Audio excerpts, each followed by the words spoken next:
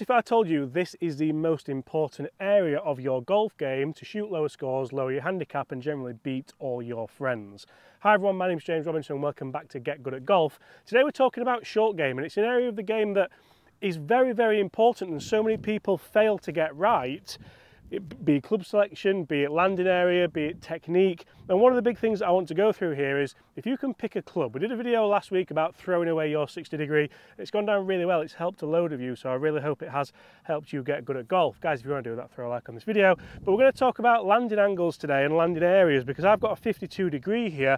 That's a really difficult flag location. If I want to play a shot in here, how do I get that ball to release out to that flag? You'll see I've landed one there nicely, but because we've got new grooves, new wedges and new balls, that has stopped on a dime. That's the last thing we want to do. We want the ball to generally release out to that flag. So how do I get a ball to release out? Do I change the club? Do I change the landing area?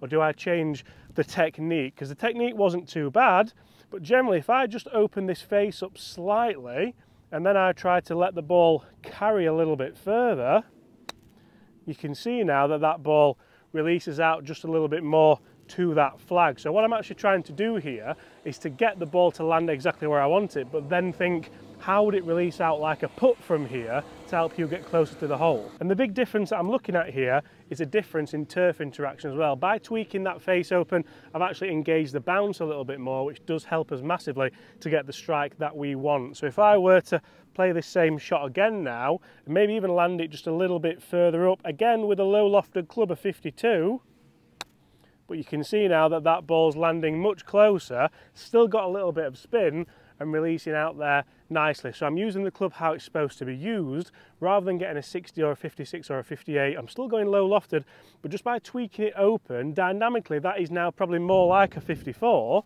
but I can get a lot more engagement with the ground and I can start to get a lot more spin and start to attack these flags a lot more than just playing defensively. So I'm thinking about the landing area. Is my landing area going to be close to the hole? Am I going to get some spin? What's the conditions like around the green? Is it into the wind? Is it downwind?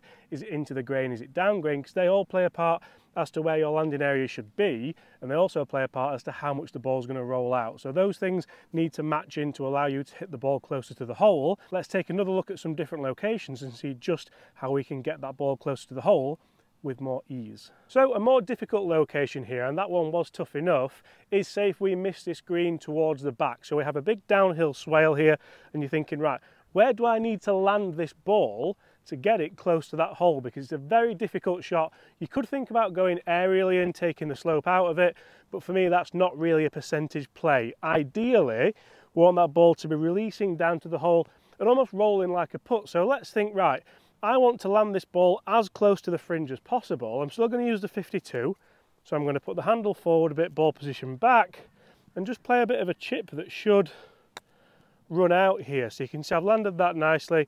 It's got a bit of spin in it. Now it's taking the downslope down towards that hole. That's one way of doing this. That's a really good outcome. I'm going to take that all day.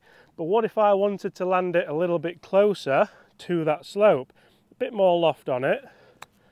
Again, land it where I want it to, and again all we're trying to do here is to get that ball to take the slope. There's lots of different ways to do this, and this is why I wanted to make this video, to show you guys just how you can play two very different shots that have pretty much exactly the same outcome. Now if I play one even further back in the stance and just let this really release down, all I'm trying to do is gauge exactly where that downslope is and how it's going to move off that. You're going to save yourself a lot of shots.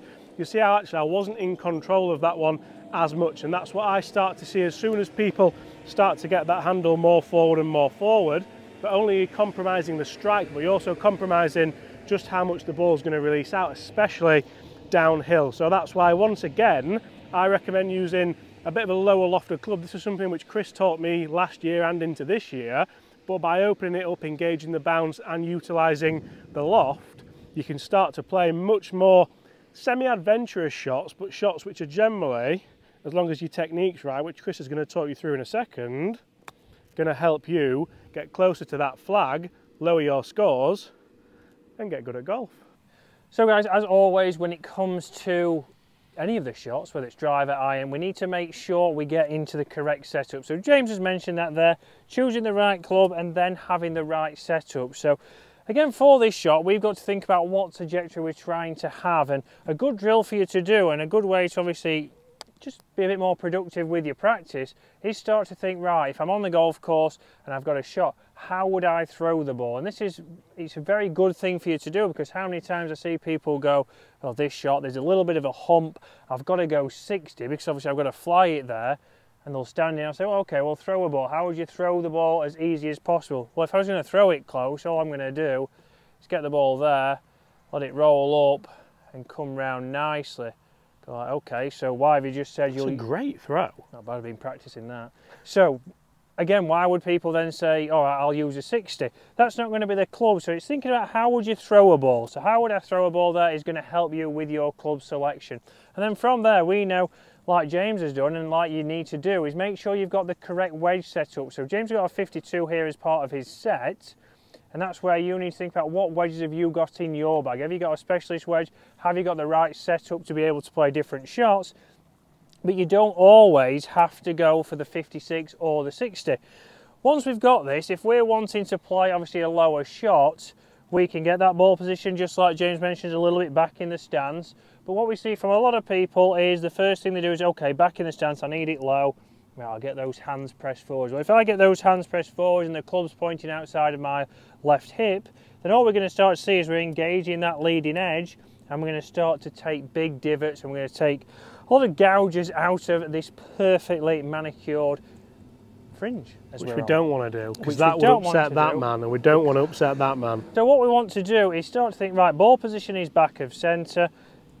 The butt end of the club is pointing towards my belt buckle, but then all we're going to do is make sure we think about weight. So I want my weight on the left. If I get my whole body moving left, the club and the handle will move forward. So we'll be taking loft off, but we're making sure that it matches our sternum.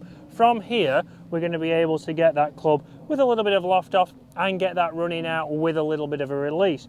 From there, we've got to think, right, okay, what do I need to do from here? And 99% of golfers are so worried about, do I hinge from here? What am I doing? If I got a lot of hinge and then do I hold it off? No, all we want to do from here is think a nice wide arc. I'm not thinking any wrist set. I'm going to get my club, ball position right, weight left, and I'm just thinking nice and wide. Just turn the body back, turn the body through, and you see there, we get the ball coming out nice and low, running out, and up and over that slope. I've left myself a nice, easy, famous last words, putt there. You're definitely missing that. But all it came down to there was setup. But it's massive for us to think about is get the ball position set, get the club pointing towards your belt buckle or just left of it. But then to get loft off, to get it low, all we do is make sure that matches nicely with the zipper on my shirts here. And then I'm not thinking about any wrists. I'm not trying to add wrists into it. I'm not trying to get wrists set. Even if I was now to go for a mid-trajectory one, I'm going to open this club up a little bit like James mentioned. I'm going to get this ball position in the centre of my stance.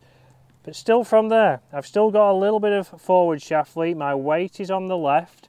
And then from here, I'm going to do exactly the same. So all I'm going to do is think nice and wide. The club is open. I'm not thinking I've got to hinge my wrist to get that up. Because my weight's left, that's automatically going to do that. And you'll see straight away there, launches much higher, had a nice bit of spin there, and that stopped. Stopped nice and quickly, but would that be the shot? Probably not. You see there, that is a very high tariff shot. I've got to be perfect with the landing zone. We want you to think about where's the biggest landing zone for me to make the easiest shot. That would be something that gets running, landing early, and think about find the first flat spot. So again, I wouldn't be trying to pitch this into a slope. A lot of people here will be trying to pitch that. If I pitch it into that slope, it'll kill it just before the hole. No, we want to pick a flat spot. We want to think about, right, how can I get this rolling? I can read the green nicely, and I can get the right club for that. So find that flat spot nice and early on the green there, and we can get the ball rolling. But start to do that in your practice, guys. Start to roll the golf ball out, start to pick your landing zones. That makes it easy to pick your club, and then we have to always make sure we get that set up right to help you get good at golf.